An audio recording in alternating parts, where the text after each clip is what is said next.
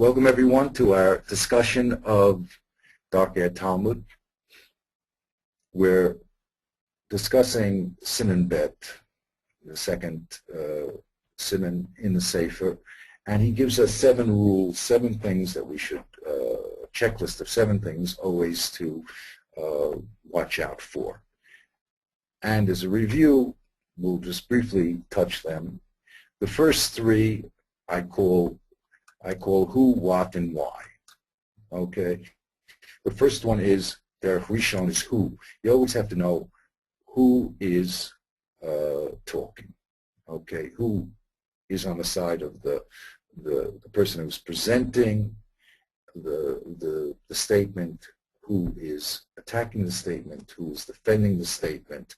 You have to keep that very, very clear. That's why we do the visual logic. In the Gemara, it really helps quite a lot to keep the score on. And you have to, of course, know the 2 Tanaim or 2 Amoraim or Rav and the Talmud. Of course, you can't have an Amor should not argue with a Tana. Sometimes the Talmud can't argue with the Rav, but you wouldn't expect it to. Okay, so the first thing is who's talking, okay, and what are they, what positions are they taking? And he says put the names in your head. Make sure that you don't mix up who is presenting the situation from who is attacking the position. The second one is what I call what, which is what are they arguing about? And he explains that every time we have a discussion in the Gemara, it's a discussion of Chachamim. That means it's a point. It's a point that's debatable. Nothing ever is Peshita. Okay, so you always have to know what are the 2 sides of the argument, and you have to know why does each side have a valid opinion. Doesn't matter if we learned in Derek Tefunos, if they're 2 individuals arguing with each other, or this one person bringing up kashas and removing from themselves. You always have to ask yourself, what is the logic of each side? There's no straw man here. People don't just throw out something, knock it down. So you have to say, what is the basis of their argument, and what's the reason that they're arguing? And he's going to get into later on sources of argument, whether it's a pasuk or svara. Okay. After you understand what's at stake, the issue, and why each person is taking their position, you have to, one second, this is right, I'm sorry, I bring some Peshita, the Yeshiva Mashi, the same, okay, I'm sorry. This is a very important scenario that's going to be the foundation of the book, and we've seen the Gemara many times. The first move, if we see no Kiddush in what's being said, so we say Peshita, Zil Kari Be Ravu. Then the person who is responding to that attack will always tell you the same as it will always tell you what the other side was and why you would have thought the other side. And sometimes he says, the Gemara comes back and says, hey, wait a minute, that was such a good side, lo namar. Okay, so why didn't the person say that other side? It's true, he said X, but since you just told me that he was saying X and not Y, and Y is a very good position, well, what's his head to say X? Those are the 3 positions that he describes. And he gave us that wonderful little mashal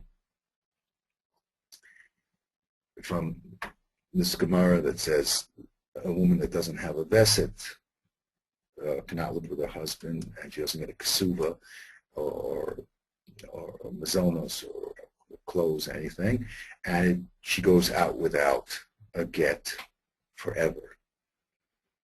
That's the words of Reb Meir. So the Gemara has a problem, because that's Peshita. Of course she has to go out, and she can't come back. Excuse me. She has to go out. She can never return to her original husband.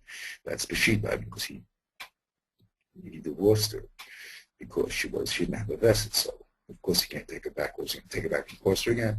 So we said no. The Gemara is mechadesh, that there's a chiddush here, that even if she is healed, he still can't take her back.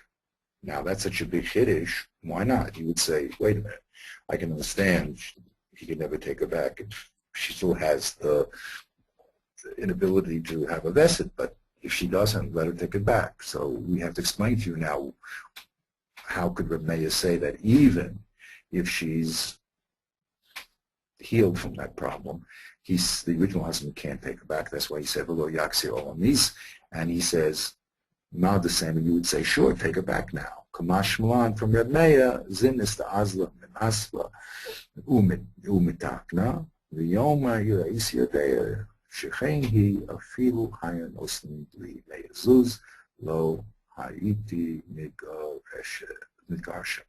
The nimsa get padalu b'neim upstairs. Reb Meir is worried that if the first husband doesn't say that I'm divorcing you forever and I'll never take you back, what situation could possibly happen? Well, if he doesn't say that, she'll go and she'll marry someone else, and all of a sudden she'll have her vested, everything will be fine, and the original husband will claim, hey, you know something, if I knew that could happen, I would never have divorced her. I would have, waited around, gotten some medical treatment, this and that. So my original get was only on tonight. That she was not well. And if that's true, so then I claim that the Tanai was not fulfilled. I only divorced on the Tanai that she was ill, and therefore this second husband, the original get is Murutal, and the second husband is marrying an Ashish Ish. So that's what Reb Meir is chashinon for that possibility. And that's why he really said, "V'lo yaksir olamis." So we see that the Peshita, by asking Peshita, we came to the deeper understanding of Reb Meir that even if she is healed, he can't take her back, which is a chiddush that we wouldn't have understood unless we asked the kasha. Why did he say "Lo yaksir olamis" and said it was Peshita if she's sick? He can't take her back, and we had to then move to the second level of chiddush that even if she's well. Okay, that's derech shlishi. Is you have to understand the tam. Always look not only for the case in the law, but what's the reason, and the shorish. What's the source that is the law?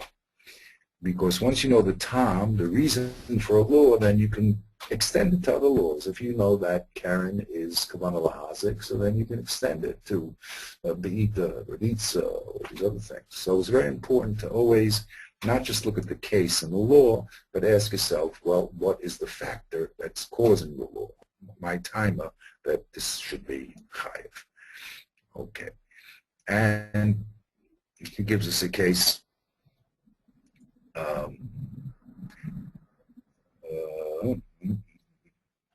Okay. Here's the case that we spoke about. We have Shammai, who said that a woman only has to worry about tamei things from the time that she experiences or feels her hagasha, and we don't care about anything happened before. Hillel disagreed and said once she has her hagasha, we are afraid that 24 hours before it came and she didn't feel it, so we say that before is a suffix. And the Chachamim have a little interesting position.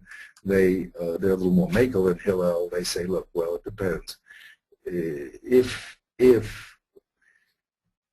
ace la'ace is less than from the last time she checked, let's say she checked 3 days ago, so if the ace la'ace is less, then you go according to the ace la'ace. She only has to worry about things being subject to 24 hours before. But if she checked 3 hours ago, so then you go with the 3 hours and she doesn't have to go back to the 24-hour period. So they're a little more makel than Hillel. So the Gemara says,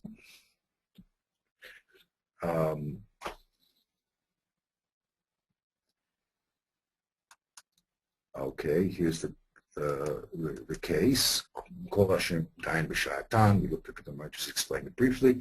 My time of the Shammai. Now the Gemara wants to know what is Shammai's reason that he doesn't matama anything on Mafrei.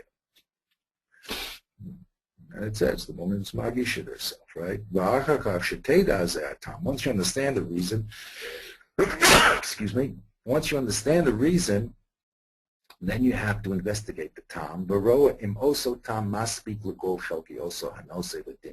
you have to say, wait a minute, if that's the reason, let's check out if that reason holds in all different cases, as the Gemara does. The Gemara says, wait a minute, kitam shamayhu mishum isha makeshes v'atzma. It's very nice. We said, what's the tam of Shammai? That a woman knows when she goes into nida. She feels it. So then the Gemara asks her, well, if that's the time, what happens if she was slept when she didn't feel? Or shota, what happens if she's mixed up? Okay, the Gemara gives its answers. Okay,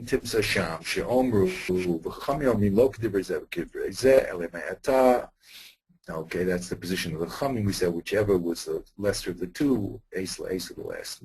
The Dika. Amar Gemara, Amar Rava, my time they Rabbanan, Isha Mageshes Ba'atzma. If the reason of the Rabbanan is also that a woman feels her vesed, so Abayim came to hate Ayin Shasan. If that's the reason also of the Chachamim, so then why did they agree with Hillel that the minute she feels her Hagasha, she should go into Nida, and we should not care about anything that happened before. And the Gemara says, no, that really wasn't the reason, and Abai was only trying to sharpen Rava's wits. Rava, excuse me, was sharpening Abai's wits. Okay, so in other words, they were looking, there was a supposition that maybe the Chum hold the same view as Shammai, and that of course doesn't work. That can't be, because then there'd be no machlokas. So the Gemara rejects that. So that was the third rule, and he says you'll always look at the reason, and you'll get a lot of important things out of it. Kikasher tedu medatan tochel hotzila or kol talumas v'din pratim. Not only we have to check out whether the reason is sufficient, but once you know the reason, then you can clarify a lot of other cases. And here he gives us the case of another Gemara in Nida that says a statement of Rava that a woman is not allowed to go into the mikveh standing on a clay cheres, on a clay vessel. She can't stand on a clay vessel. That's what Rava said. So now the question is, what is the reason why she can't stand on a clay cheres in the mikveh? So Rav Kahana thought the reason of Rava was the taima mishum gezerah machatzot. So he thought, you know why? Because it's a gezerah. Rava made a gezerah that we don't let the women do a mikveh standing on kli cheres, because they use kli cheres in a bathhouse. They stand on kli cheres in bathhouses. And we don't want the woman to think that she can go to a mikveh in a bathhouse, which is not a kosher mikveh. So that's what Rav Kahana thought was the reason that we have this gezerah of Rava. So he then inferred, however, a istilat shaper, if she stands on wood, which is never used in the bathhouse, so Rav Kahana said it's fine. So again, the tam of the halacha produced the heta here. If the tam of Rava's halacha is that it's a gezerah mishum the machatzot, the bathhouse, so then they never use wood in the bathhouse to stand on, that would be mutter. So comes along Rav Chanan and says, no, you got it wrong, Rav Kahana. Hasam time of mine mishum the beita. No, the reason why Rava made this gezerah of not standing on the clay vessel is because we're afraid that the woman will be shaky on this vessel and therefore won't dip properly. So according to that Tom, the silk and maybe the wood would have the same effect. Standing on a block of wood, she also would be unbalanced, and therefore we would have to usher the wood. So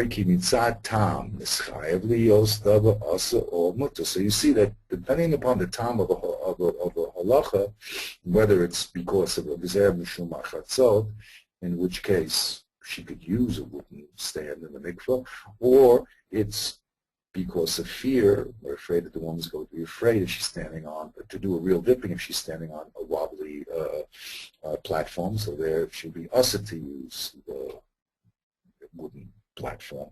So according to the Talmud, the din became mutter us in the case of a wooden platform. Umitzad, she had tova tam, tova din. And if you make a mistake in the reason factor that's causing the law, so then you're going to have the reason in the law itself. Okay. The fourth rule that he has is that כאשר תראה שני נושאים שווים או מסתם זה לזה, אשר ינוסו וינבו עליהם, ותראה כי התנא אומר יפריש ביניהם ויחליף משפטיהם. What happens if you see two cases? They seem to be identical or very similar, and yet the Tana gives a different law for each case. So there, yesh lecha ledas hatam lama nishtana zeh mizeh. This is the rule of difference. How come the Tana made a difference in these two cases which seem to be the same? So if you see two similar cases that have different dinim, you have to say, what's the cause?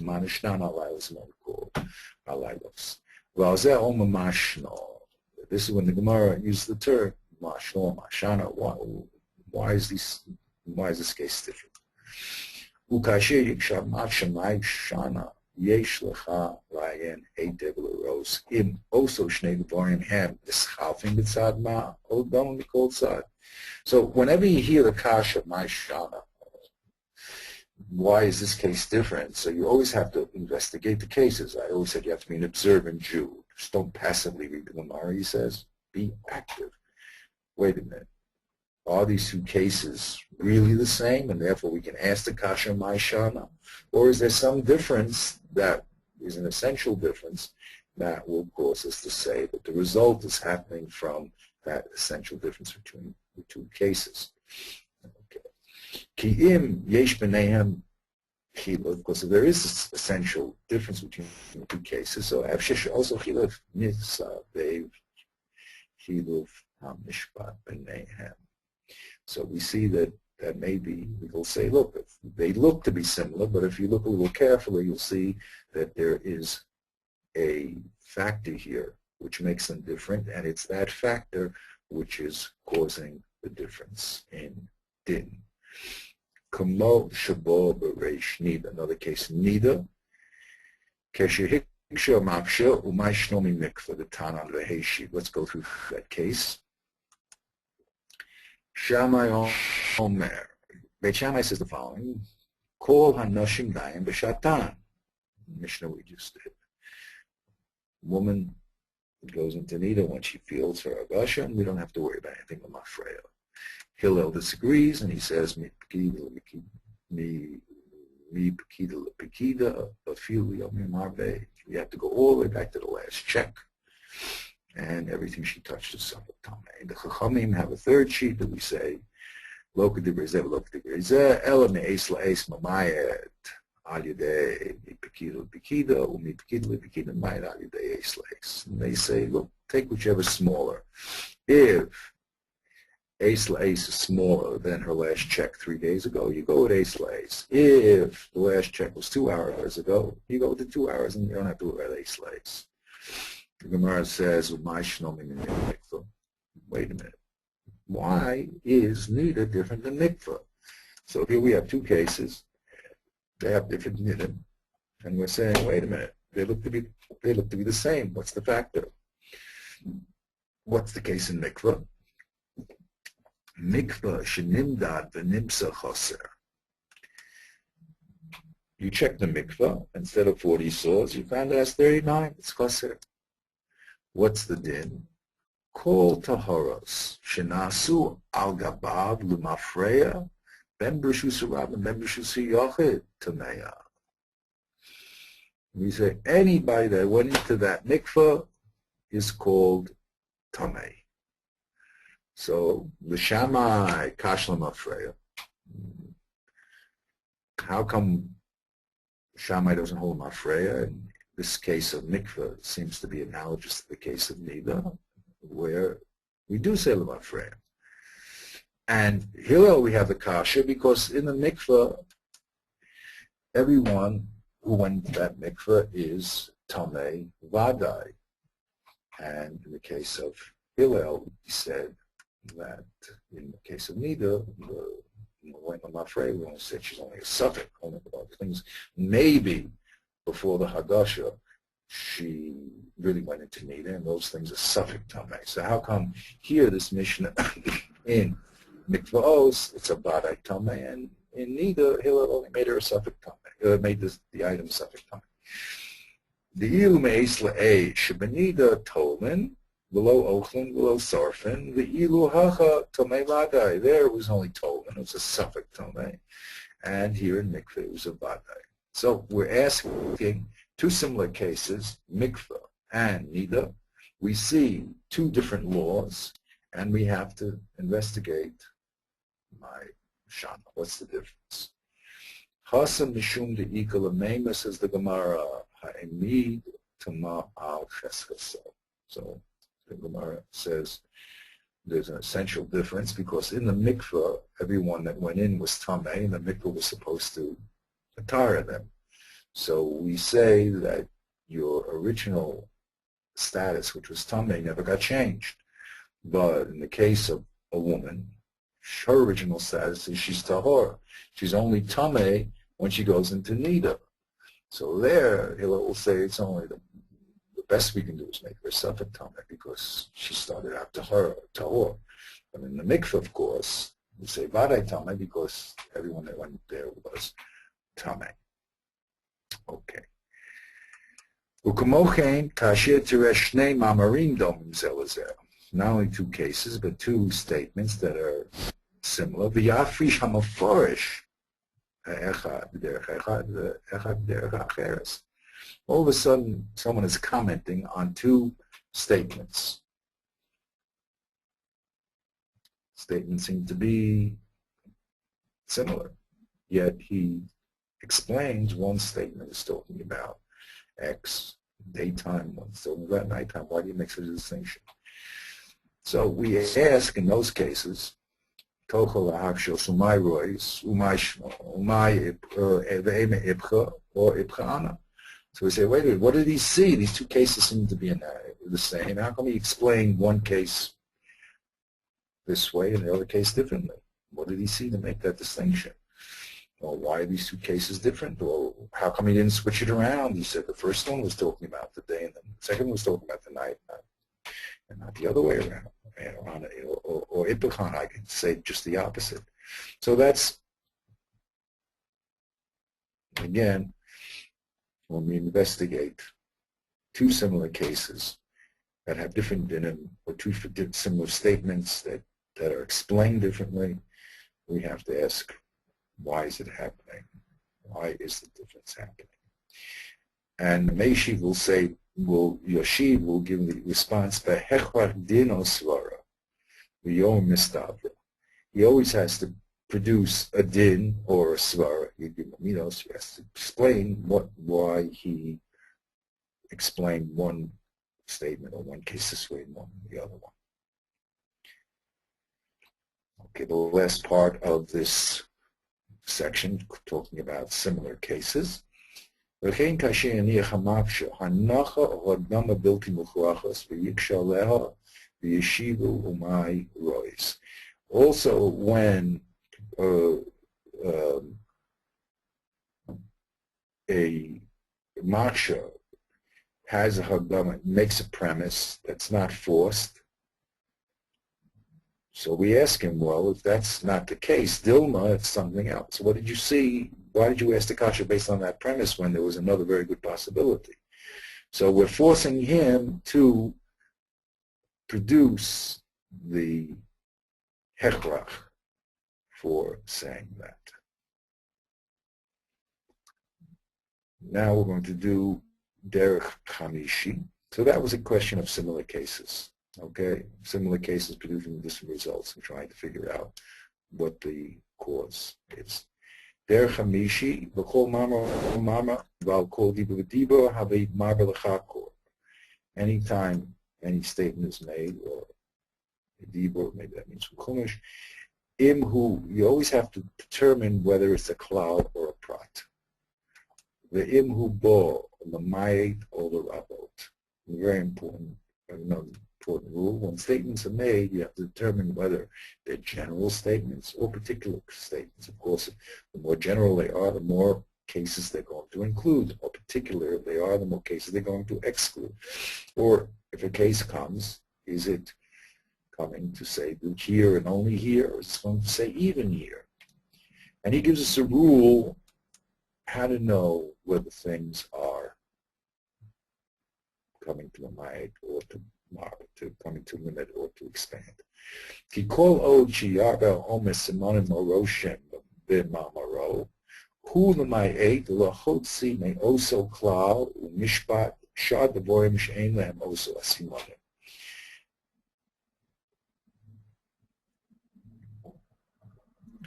The more conditions that are added to a statement are a sign that the person who said the statement is trying to eliminate other cases without those conditions.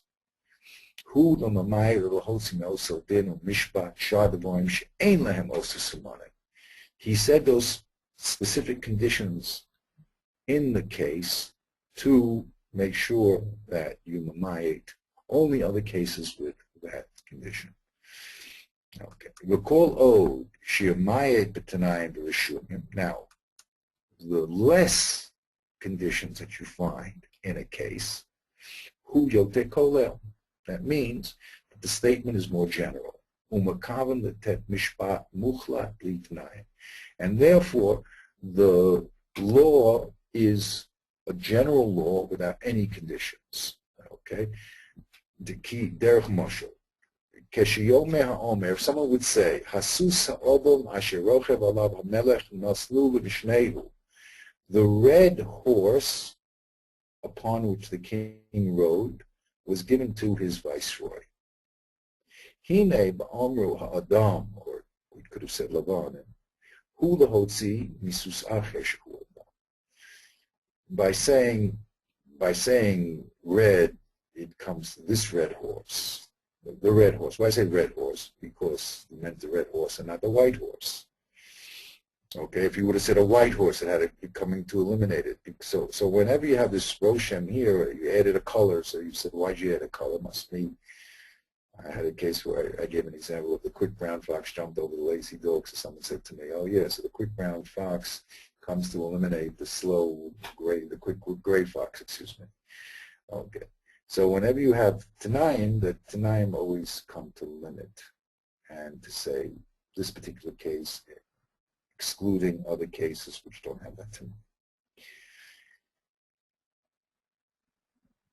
Recall the less Tanayim, the more general it is. Talmud, B'Kamakomos, L'miyute Mai, L'sui Mai, L'bubuye Mai. Okay, if it has these Tanayim conditions, you always ask, what is it coming to eliminate? Okay, if it doesn't have conditions, so yes, what it comes to include. Okay, so those are the two basic rules, and he's going to talk about it later, but it's a very difficult determination, and you'll see that people are arguing about it many times. I mean, the general rule is the more conditions, the more specific. The less conditions, the more general. But we're going to get into different ways of mimiding also later on too. But that's the general rule. We'll leave it at that. Okay, so that rule was find out whether the statement is specific or not. As I said, it says, so when you read that first in the Chumash, you think it's only a gedi, a little baby goat in its mother's milk, and it's only bishul. Now, so how do you know all the other animals? How do they expand that to? The halacha is that that it's not only its mother's milk, and it's not only a gedi, it's other behemoths. So we have to investigate how did that particular gedi, the chelev imo, turn into a general. Okay, it's one of the work we have to do. The sixth rule: L'kol mamar mamar b'kol dibur b'dibur havi mishtadel lahavin etzem ha'mamar hu techila v'achar kach ishtadel lahavin hamuvan miklal oso mamar. This is the rule of inference. You always have to first understand the etzem mamar, the mamar itself, and then after you understand what the statement is saying, then you go to the inferences. So first say arba was nezikim, and you say arba lemiyudemai. What is it coming to eliminate? Or you say abos miklal ikatoldos. So you always have to understand the statement itself, and then after you understand the statement itself, of course, then you can make your diagram. If you don't understand the statements, how can you medayik properly? Okay. So that's what he says. The first thing you have to do is the etzem statement itself, and then afterwards you do all your inferences. V'alzeh omer b'talmud hor de Rebbe Ploni la b'fershit ba. This halacha of Rebbe Ploni was not said specifically from him, but it was inferred. Hine korla peshat perish. In the technical language of the Gemara, when they say the etzem mamar, they talk about the perish, and when they talk about the diuk, they use the lashon klal. Okay. Abos miklal deika told us. So that's the lashon that the Gemara uses for inference. Klal, miklal. Varoan. Now, what do you do when you see, when you've investigated the statement itself and its inferences? So he tells us some things to do. Varoa imba, move on mi peshat hamama mi neged lemove mi diuko lo. Now you have to make see if there is if there's consistency between the statement and its inference. Ve'im hadiuk mi neged ososho lepeshat lo.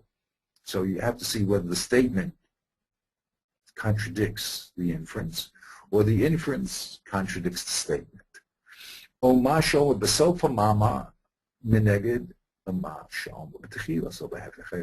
if the beginning of the statement contradicts the end of the statement, or the end of the statement contradicts the beginning. The Gemara will say Hogufa Kasha or Kasha Reisha Sefer. When there's an internal contradiction in the statement, the Gemara says Hogufa Kasha. Or if the beginning contradicts the end, it says Kasha Reisha Sefer. And he's going to give an example. The Moshe Timsa Bereish Parakama de Kedushin, as we find in Kedushin. And here's an example. Tana Rabbanan, Ketzad B'Kesev, how does the act of marriage take place? The Brisa says, "Nosam la kesev or shabbat kesev, va'omala hariat mekudeshetli, hariat meresetli, hariat li leimto, hare ze mekudeshet." The Brisa gives us a formula. He gives her money, or the equivalent of money, and he says the following statements: either you're married to me, or you're engaged to me, or you're my wife. And if he does that, if he gives and makes those statements, then it's mikudeshet. That's the ratio. The Sefer of the Brisa says about he, shenasna v'omra he. But if she gives and says the three statements, Hari Mekudeshet L'cha, I'm married to you, I'm engaged to you, or Hari L'cha Le'into, I am now your wife. If she says the three statements, the din is Eino Mekudeshet. So we understand that if he does both acts, it's marriage. That means the giving and the saying. If she does both acts, then it's not marriage. So we understand that. Very good. That's called Etzem HaMa'amra. However, when we make the inferences, we're going to see that the ratio is going to conflict with the Sefer. And that's exactly what Rav Papa does. Mativ lo Rav Papa. Rav Papa says the following kasha. Time of the Tanasan hu v'omar hu. The ratio, what's the reason why it's Mikudeshet? Because he gave, and he said the formula. Oh, let's make the inference. Nosan hu v'omra he. What happens if he gave, but she said the formula? Well, from the ratio should be in Mikudeshes. You need both conditions. If you don't have both conditions, it's not in Mikudeshes. So if he gives and she says, ain't Mikudeshes. Let's read the end of the brisa. About he shenosna lo v'omra he lo havi mikudeshet. Okay, if she gives and says, she does both the activities of giving and saying. So the brisa says it's ain't mikudeshet. Time the nosna he v'omra he. The only reason it's ain't mikudeshet is because she did both the actions. She gave and she said. The inference being, Ho nosan u v'omra he havi mikudeshes. But if he gave and she said, then it should be mikudeshes. So the diuk of the ratio contradicts the diuk of the sefer. From the ratio of nosan hu v'omra he is ain't mikudeshes because he didn't do both actions. From the sefer, that same case, Nasan Hu v'omra he is mikudeshes, because the only time it's not mikudeshes is when she does both actions. Mashma, if she does only one, like talking, it's good. So we see that the statements themselves do not contradict each other, but the inferences from both statements contradict each other. So the Gemara gives a few answers. The first answer was Reisha, Dafka, the Sefer Kedei Nisba. The first answer it tries is really the Reish is Dafka. If he does both, it's marriage. If he doesn't do both, it's Eina Mikudeshes. So then why do we have the contradiction between that and the diuk of the Sefer? Kedei Nisba was only brought along, derech hagav, but really it's not to be medayek for. So the Gemara doesn't like that. It says, Vatani Sefer Milta the Sostra, the Reisha. You can say a case is brought, says the Gemara, if it doesn't contradict another case. It didn't have to be said, but there's no contradiction. But you can't say Kedei Nisba was just thrown there when it's going to end up with a contradiction, an important rule. Okay? Sometimes the Gemara, like we learned in with the Bachor, I don't know if you remember that case in Derek Tfunos, but it said that the Bachor can be sold when it's alive, and when it's dead, alive, or dead. They said, why do you have to repeat alive? Even if it was unblemished, you could be sold alive. So they said, really, because of the race, they picked the safer. But there's no contradiction. The fact that when he's dead, he could be sold alive, or dead, he could be sold alive, not a contradiction. It's just that it seemed to be unnecessary. So to here, the Gemara is saying, if it was just unnecessary, that's one thing, but the Bryce or the Tanaim will not say contradictory statements. So they reject that answer. Ela hachikama, nasan hu, omar hu, peshita the kedushin.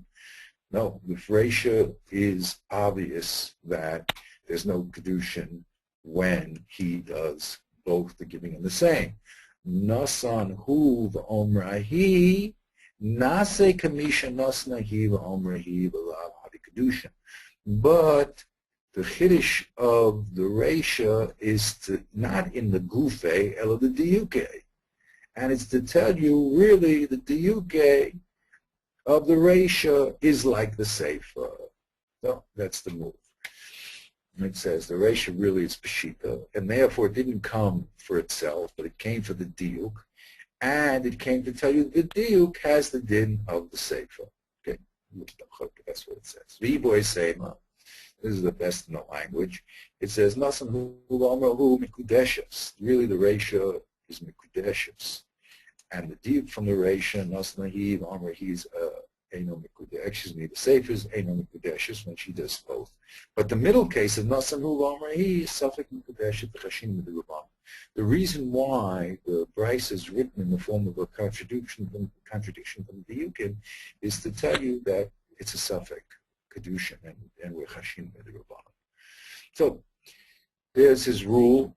His rule is check out the etzem statement, the statement itself, then check out the diukim and see if there's any contradictions from the statement and its diuk, or from the diuk of the ration statements he showed here. Okay, and we spelled out the whole case here. Here he just says it rather quickly. Let's do rule number 5. His derech number 5, his checklist is. Excuse me, why I say 5? It's not, that's a mistaken numbering. It's number 7. Okay. Number 7 says, "V'chol marma hamistakel adas mahu kavanas haomer hahu." Now, the last rule is always check out what is the intent of the speaker. Umahu tachliso kavanas hamevi oso marma. What is he going to gain by bringing the statement here? What's the goal? For instance, is he trying to bring a riot to his friend? Or to ask a kasha? And he gives some keys. When the Gemara is bringing, or someone the Gemara is bringing a help to his friend, the key words will be Tani Nami Hachi. We also learned this in the Brisa. Oh, Tanya, the Messiah, or Brisa is helping you, or Ananami Tanina. We also learned this in the mission. Ukeshahula Hakshos. But if the Kavana is to bring a kasha against someone, we use the words Meisbe or Riminihu Kiyotzebelu Lashamos. So you have to always know what the functional statements were. Here is a part where the Ramchal fills out important knowledge, and he says there's really 7 functions: the Memra, the Shiloh, the Shuva, the Kasha, the Teretz, and the Steve, and the Raya, and he broke them down to their sub-functions. The other thing the Dr. Talmud asks us to do is, what's the kavana? Meaning, is it l'mayr or l'rabos or l'foresh, kamoshik damno? Is it the statement here coming to eliminate other cases, to increase other cases, or to explain another statement? So when I do my logic, my visual logic, and I indent, I always ask myself when I'm making when the second statement comes after the first, what is the relationship between the second statement to the first? Is it a new idea, or is it an idea that's related to the old idea? If it's related to the old idea, what is it doing? Is it coming to ask a kasha? Is it coming to bring a proof? Is it coming to ask a shayla? Okay, and that's a very important move to do, and that's his 7th derech.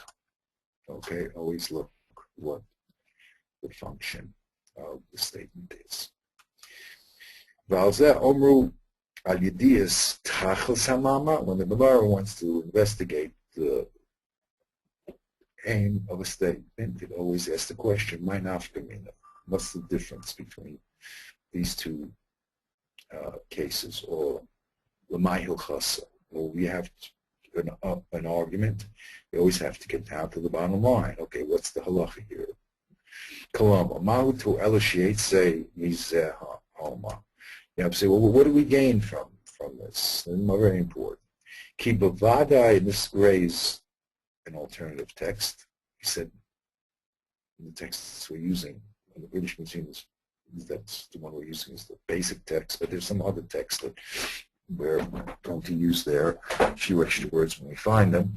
He says, Ki bavane l'kol mamro mamro, l'kol sipor v'sipor, hamayim terasenu hakadosha, v'talmud, yesh lo tachlis ma. Very important little rule. There's no doubt about it that every statement or every Haggadah in the Torah, the Holy Torah, or in the Talmud, always has some sort of purpose. The Yetzirano Toelas, or the Guf, or the Nefesh, or Shnehem. We always have to gain something, either about the physical world, or about the spiritual world, or both of them. Kamosha Katuv, B'dinim, Asher, Bo'u, Behem, when we have an argument about dinim, and we always say, wait a minute, it doesn't seem there's any gain here, Speshita. We always ask, okay, there must be. Ki kol dava she'eno v'tachlis ma, this is the original text. Ki kol dava she'eno v'tachlis ma, any statement that doesn't have a gain and didn't accomplish a goal, hu poel bato, it's called a meaningless act. And it says in the Torah, ki lo dava rek u mi kem, that there's nothing empty in the Torah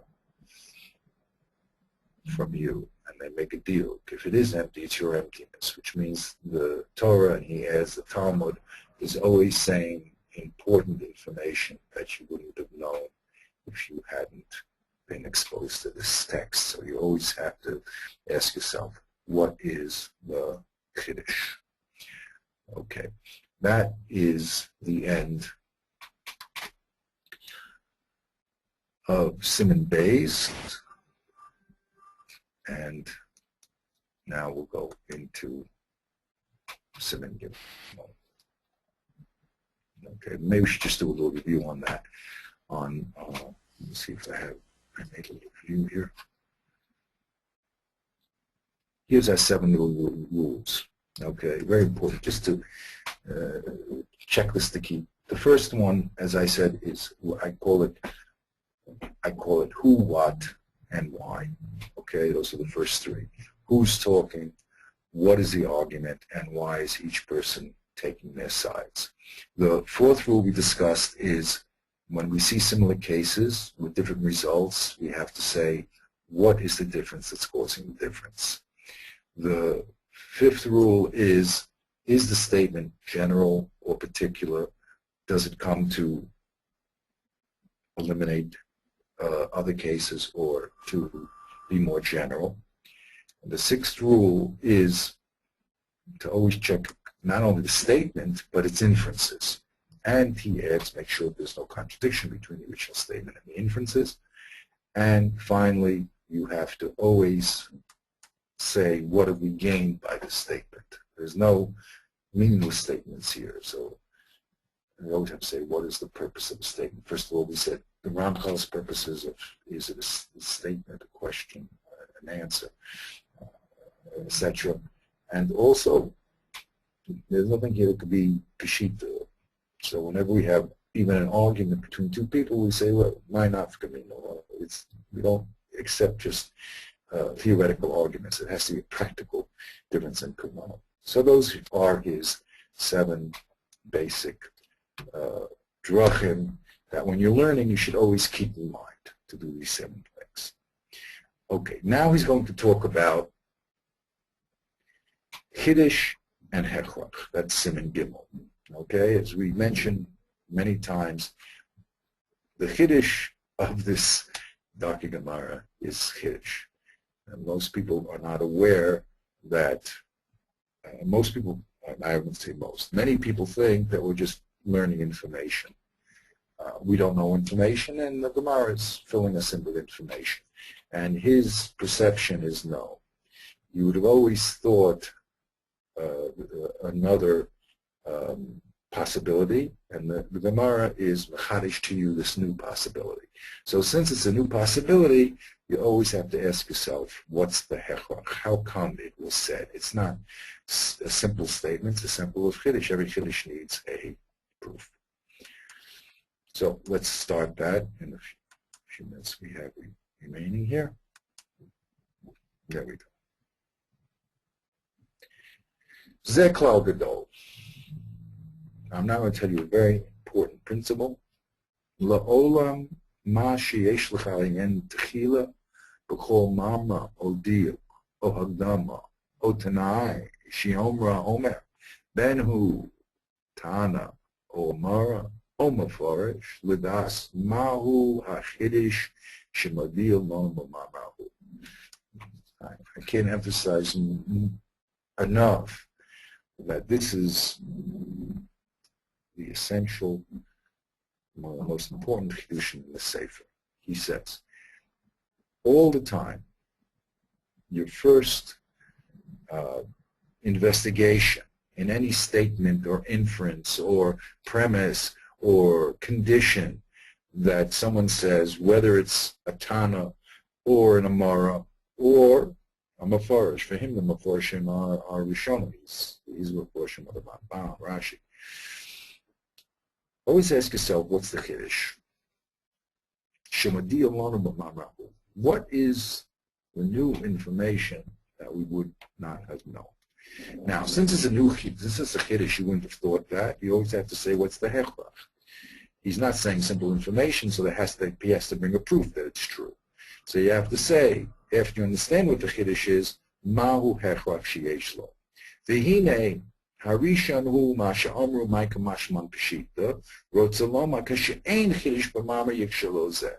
Now, the first move to determine the Chiddush is what the Gemara does when it says ma'ika mashman peshita, which means that it doesn't seem to be any Chiddush here. And the Gemara knows that every statement has to have a Chiddush. So it asks, wait a minute, there doesn't seem to be a Chiddush here. Please tell me what the Chiddush of the statement is. As we learned in Reb Meir, he said that she's divorced Olamis. He said there's no Chiddush there. And Reb Meir has to be telling us a Chiddush. It's obviously, if he divorces her, it's Olamis, so why does he have to say, I'm divorcing you Olamis? So from there we pressed and we got the Chiddush of Reb Meir that even if her Besed is restored, he still can't take her back. He has to divorce her, absolutely. And we said, wow, once we have that Chiddush, I mean, the Hechrach, what's the Hechrach of Reb Meir saying such a great Chiddush? And then we said, because he's worried about Motzei Las, that the husband will say, if I knew that she could have done better, I would have divorced her, and then the get is Mavatal, and she's an Ashes, she's the children from the second husband's Ashes. Comes there. Okay, so that's a very important rule. The first thing. When the Gemara says Peshita, what does that mean?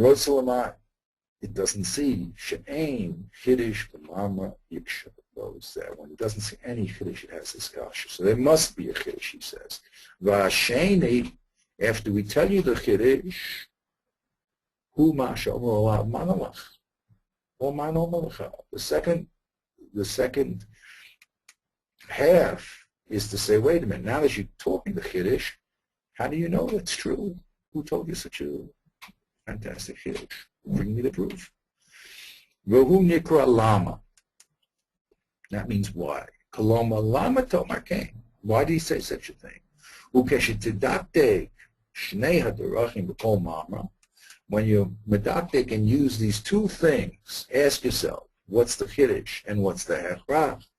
Tavo el techunoso v'teda eza derech yishkano. You'll understand this, the statement and all the ramifications of the statement.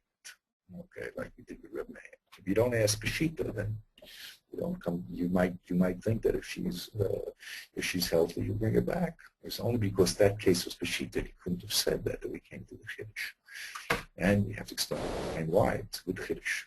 What is Reb Meir Chashina, Motzilaz, Chimadiute, whatever the starts. Now, the Yeshlecha Le'ayen be'inyan hachidish im hachidish b'mamar b'shuto o b'muvan mimenu rotzon loma b'diyuko. Now, when we talk about a chiddush, there's two places where a chiddush can occur. It can occur in the statement itself, that's the b'shuto, or it can occur in its inference, in its diuk. So you always have to check, where's the chiddush? Is it in the kufe or the diuke? O im ha-chiddush b'rosh ha-mamra o b'sof o b'shneihem. Or is the chiddush in the first statement, or in the second, or in both of them? Of course, we would prefer the chiddush to be in both. But sometimes the Gemara says, Katani Kadoma, Katani Resha, Atu Sefer. We learned the Resha because of the Sefer. So really the Chiddush is the Sefer, and the Resha was only taught because of it. Or Resha Dafka, or Sefer K'tei Nisba, like we learned. The Resha is Dafka, that's the real one that has the Chiddush, and the Sefer was just dragging along with it. So you must always determine what the chiddush is and where the chiddush is in the statement or its inference. The next thing you have to do is look for hechrach. Gam ken yesh lecha le'en be'eza ofen u'muchrach amarahu. What is the basis that this new chiddush is true? Im hu muchrach mitzad atzmo. Is it internally true? There's something here in the sugya that forces its truth, or no? It really is only proven mimachamacher. We find from another case that this must be true. So is it internally, is it finding its proof internally or from an external source? Now he says, don't think that it's only limited to the Tanaim and Amoraim. Or even the Meforshim ask, what is their chiddush? Does the chiddush come from the language that's being used? That's what forced them to say their novel idea, or mitzada inyan, or because the subject matter forces us to say that this is the truth, not what you think when you look at it simply. Sometimes it's in context, this must be what the truth is. Remember, I gave you those key words to always focus. Lashon and Inyan. Sometimes Kiddush comes from the language being used, and sometimes it just comes because contextually that's what has to be together. Okay, I think we're going to stop here. That's quite a lot, quite a mouthful. As I said, as the Darkei Talmud said,